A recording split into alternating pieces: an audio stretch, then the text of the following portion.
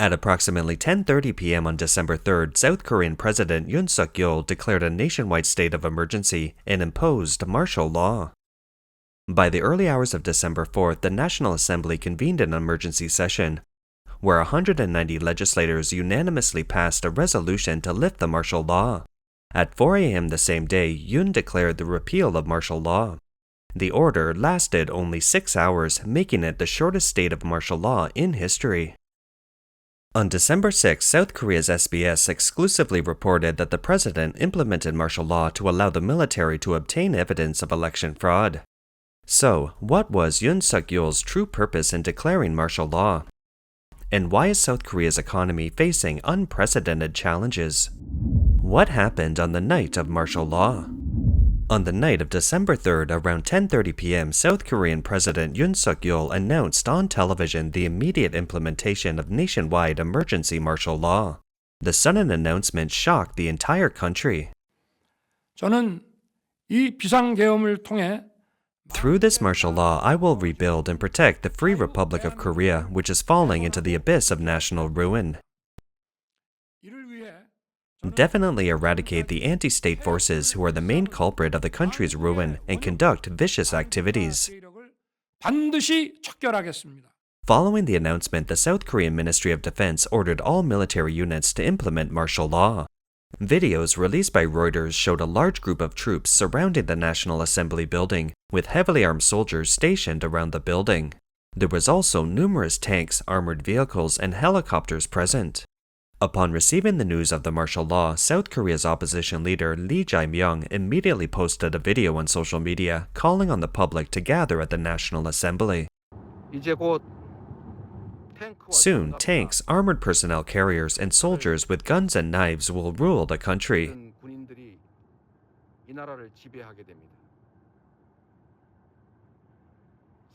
The judicial system is suspended, and an emergency martial law regime where soldiers deliver summary judgment has begun.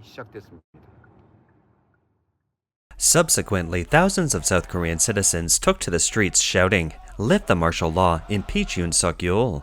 Soldiers smashed windows at the National Assembly building to enter, attempting to block legislators from entering, while the public continued to protest intensely, creating a highly intense scene. At 1 a.m. on December 4th, 190 legislators entered the National Assembly with the public's help. Although soldiers initially attempted to block their entry, they didn't use force. Subsequently, the Assembly unanimously passed a resolution overturning martial law. Notably, Han Dong-hoon, the chairman of Yoon Suk-yeol's ruling party, also publicly opposed martial law. At 4:27 a.m. on December 4th, Yoon Suk-yeol convened a cabinet meeting and officially lifted the martial law. The South Korean military confirmed that all troops mobilized due to the martial law had returned to their respective bases. Although the martial law was dramatically ended within 6 hours, the repercussions of the event were just beginning. On December 4th, the opposition in South Korea announced that they had submitted a motion for the impeachment of the president to the National Assembly. They also lodged charges of treason against the Minister of Defense, the Minister of Interior, the martial law commander, and the director of the police bureau. On the same day, South Korea's Minister of Defense announced his resignation, and several advisors and the chief of the presidential office also collectively resigned. On the same day, the Korean Confederation of Trade Unions, which has about 1.2 million members, held a protest in Seoul, holding signs that read, "Arrest the war criminal Yoon Suk-yeol." They announced an indefinite general strike until President Yoon Suk-yeol resigned. The Korean Railway Workers Union also announced that they would be using strikes to demand President Yoon Suk-yeol's resignation. The Hyundai Motor Workers Union stated that starting on December 5th, they would work only 4 hours a day. Strike actions have been occurring across various regions of South Korea. What is the real purpose of Yoon Suk-yeol's martial law order? On December 6, South Korea's SBS exclusively reported that Yoon Suk-yeol declared martial law as a diversion, with the closure of the National Assembly being a bait. That night, the Ministry of Defense deployed 297 martial law troops to local election committees and seized evidence related to the election. Only by implementing martial law could they conduct searches without a warrant. If the evidence is confirmed, all participants in the election fraud will be arrested, and at that time, the president will clearly announce the obtained evidence to the public. In other words, Yoon Suk-yeol suspected that both the presidential election and the National Assembly elections were compromised by fraud, but he lacked evidence. Therefore, he had to resort to the use of martial law as a method to gather evidence. According to an analysis by the BBC, Yoon Suk-yeol was elected as South Korea's president as a strong conservative leader. Since April 2024, when the opposition party secured a decisive victory in the parliamentary elections, his policies have faced significant constraints. The government he leads has struggled to pass desired legislation while consistently vetoing bills passed by the opposition. Yoon Suk-yeol's approval ratings have also been declining, hovering around a low of 17%. Particularly this year, Yoon Suk-yeol has been embroiled in several corruption scandals, including one involving his wife accepting luxury goods and another related to stock manipulation.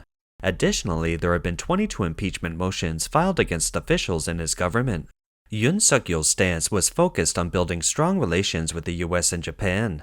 In contrast, the leader of the largest opposition party, the Democratic Party, Lee Jae-myung, advocates for maintaining good relations with China. In a campaign rally in March of this year, Lee Jae-myung criticized Yoon Suk-yeol's approach to China and expressed his views on the possibility of China's invasion of Taiwan. Why provoke China? Just say thank you to China and also to Taiwan, and that should be enough.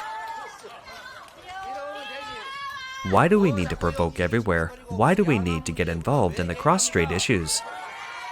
What happens in the Taiwan Strait is just an internal matter between China and Taiwan.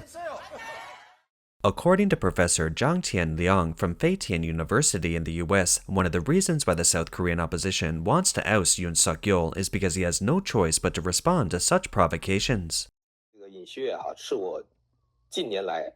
Yoon Suk-yeol is a very rare example of a president who is pro-American and pro-Japanese in recent years, with a very clear understanding of the evil nature of North Korea. In recent decades, such leaders have been almost non-existent. Most have harbored unrealistic fantasies about North Korea. Yoon Suk-yeol is the first South Korean president to clearly articulate the nature of the evil regime in North Korea. However, since he took office, Yoon Suk-yeol has faced 22 impeachment motions from the National Assembly, especially after the opposition party's overwhelming victory in local elections in June of this year, when 10 impeachment motions were launched within half a year. The leader of the largest opposition party, Lee Jae-myung, holds a very clear stance. He is anti-Japanese and anti-American. Lee Jae-myung believes that his party represents the true interests of the Korean people, thus pushing to oust Yoon Suk-yeol, who is seen as pro-American and pro-Japanese.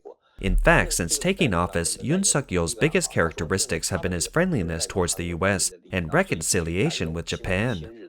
Due to the legacy of World War II, South Korea has long been antagonistic towards Japan. However, Yoon Suk-yeol took a step back to seek reconciliation with Japan, aiming to establish a trilateral alliance among the US, Japan, and South Korea. This alliance is meant to jointly counteract the CCP and protect Taiwan. Such an approach is seen as necessary to build a solid first island chain. According to self-media personality Jiang Feng in the South Korean National Assembly, the opposition party currently holds a majority. While the budget cuts made by the opposition aren't extensive, they're quite significant. Yoon Suk-yeol believes that such actions harm national interests, which is another reason for his counteractions. Kim Jong-un once stated that North Korea had 100,000 artillery pieces aimed at Seoul, and it could turn the city into a sea of fire in an instant. In this context, what specific budgets did the South Korean opposition cut? Out of the government's total budget of 673 trillion Korean won, the opposition only cut 4.1 trillion, which seems minor but is very significant. The cuts affected special expenses for the Presidential Secretary's Office and the National Security Council, including funding for the Inspection Agency and the National Assembly's oversight activities. According to the Korea Central Daily, these cuts targeted critical budgets related to national core functions, efforts to combat drug crime, and maintenance of public order. There was also a less publicly discussed reason. Reducing these budgets could involve cooperating with North Korean infiltrators including potential assassination attempts on South Korean officials such as the president. This is a very serious matter. What challenges does South Korea's economy face? Since the martial law incident, the latest polls in South Korea show that 73.6% of citizens support impeaching the president, and 69.5% believe that Yoon Suk-yeol's actions amount to treason. Why have South Koreans directed their anger at the president? The primary reasons lie in the country's economic recession, rising unemployment, uncertainty about the future, and young people's reluctance to marry or have children. South Korea currently has the lowest fertility rate in the world. Facing this significant crisis, citizens attribute these issues to the policies of successive presidents. The Financial Times reported, South Korea's economic outlook is bleak. The Bank of Korea warned last year that while South Korea's economy grew at an average annual rate of 6.4% from 1970 to 2022, growth is expected to slow to an average of 2.1% in the 2020s, drop further to 0.6% in the 2030s, and enter negative growth of negative 0.1% annually by the 2040s. The South Korean government has recently been striving to bolster its domestic chip industry, aiming to rely on traditional manufacturing and conglomerates to drive economic growth, as it did in the past. However, the pillars of this traditional development model, such as cheap energy and labor, are now facing significant challenges. Yao Hui-jen, a senior media person in Taiwan, said, the main reason why South Korea's economy faces such challenges is that in 2015, China and South Korea signed the China-South Korea Free Trade Agreement, referred to as FTA.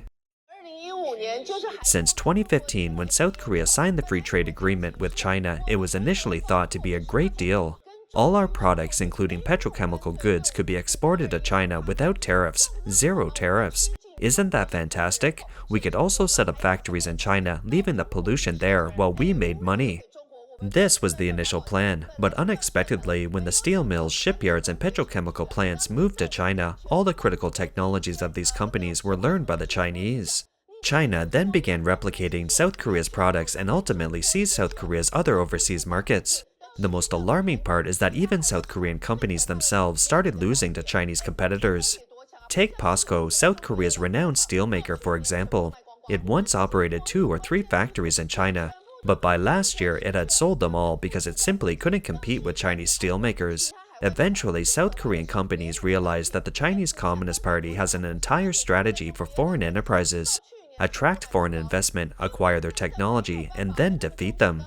South Korean workers are very angry because large corporations moved their factories to China. Korean workers lost job opportunities. As a result, these companies were undermined by the Chinese Communist Party, leading to a decline in the overall South Korean economy. Consequently, the South Korean labor force has great resentment towards the government. Taiwanese TV host Liu Baozhe also stated, since South Korea signed the Free Trade Agreement with China, the economic strategy of successive South Korean presidents have been reliance on China. Since the agreement was signed, 25 cutting-edge technologies have leaked out of South Korea, and 70% of them have ended up in China. All industries have been surpassed by China. The economy is now mired in a quagmire, and the Han River economic miracle has come to an end. Currently, many South Koreans feel despair because the country once held a leading position in certain technologies, particularly among its major conglomerates like Samsung. In 2012, South Korea was at the forefront in about 36 of the 120 advanced technologies worldwide. However, by 2020, this number had dropped to just 4. China has now taken the lead in energy technology, life sciences, and aerospace technology, surpassing South Korea in these crucial areas. Unexpectedly, after 2015, South Korea's economy began to decline, while Taiwan caught up. Originally, there was a significant trade surplus between South Korea and China. However, following the signing of the FTA, South Korea's good products were gradually taken by China, leading to a frightening trade deficit between the two countries. The latest data shows that South Korea's trade deficit with China has reached $30 billion. That's all for today. If you enjoy our content, please remember to like, subscribe, leave a comment, or share it with your friends. We appreciate your support and we'll see you next time.